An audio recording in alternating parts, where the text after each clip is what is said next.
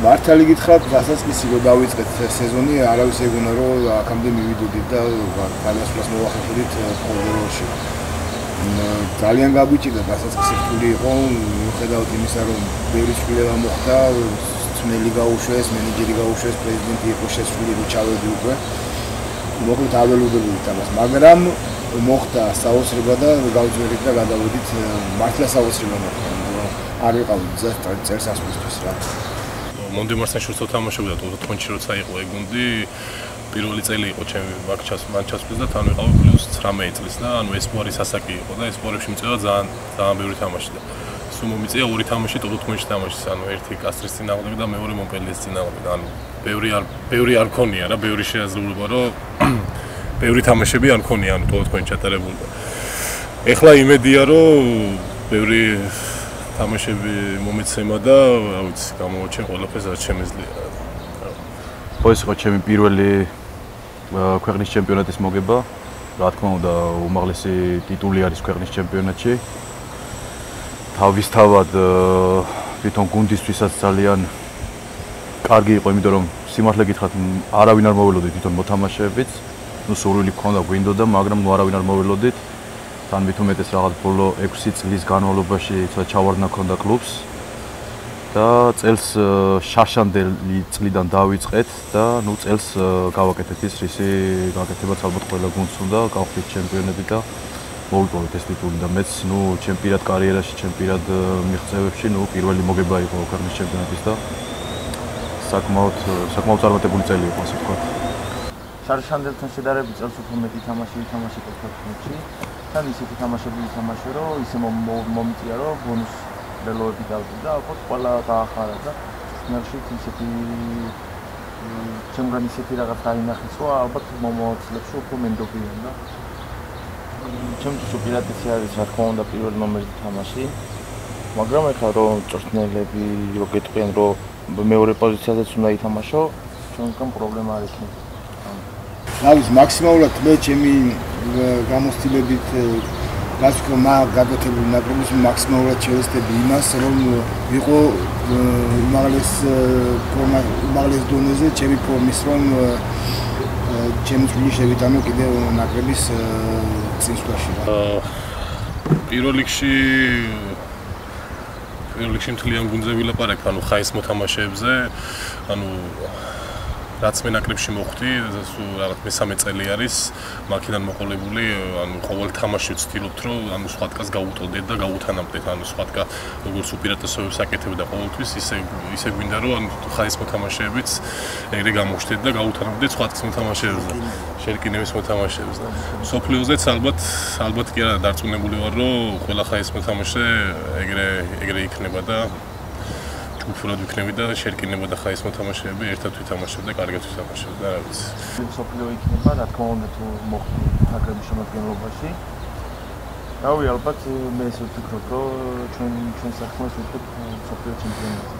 და უფრო განსხვავებულად შევთავაზებთ წინა სოფლიოსთან განსხვავებით.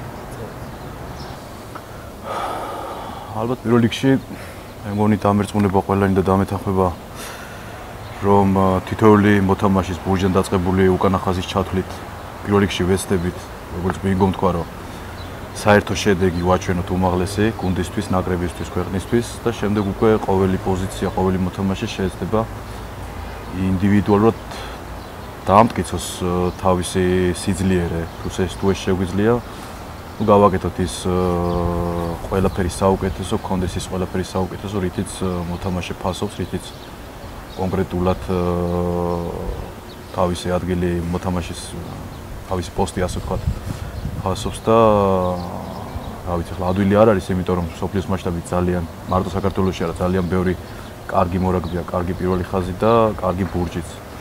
და ადვილი არ იქნება.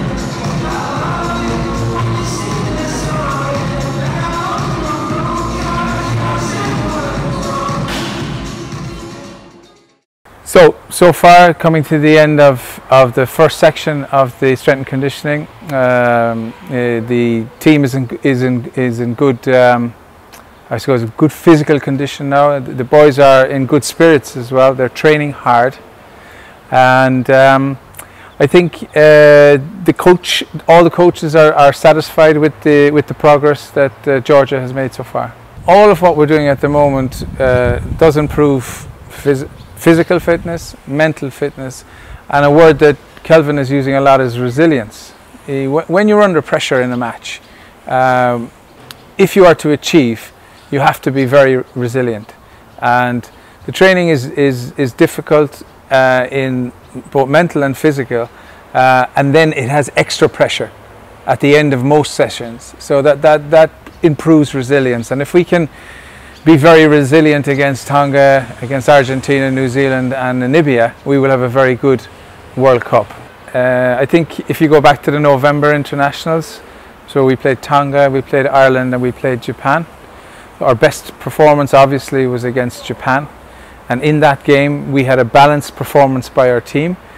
So we used the backs and we used the forwards, and that's the way to go. That is the route to a consistently successful team. I think we were very disappointed against Tonga and against Ireland in particular when we played Ireland in the Aviva, but we learned from that. And the great thing about playing Tier 1 nations is that for Georgia that's a development, and I think politically we have to keep putting that forward on the table in terms of world rugby. So that's a huge improvement.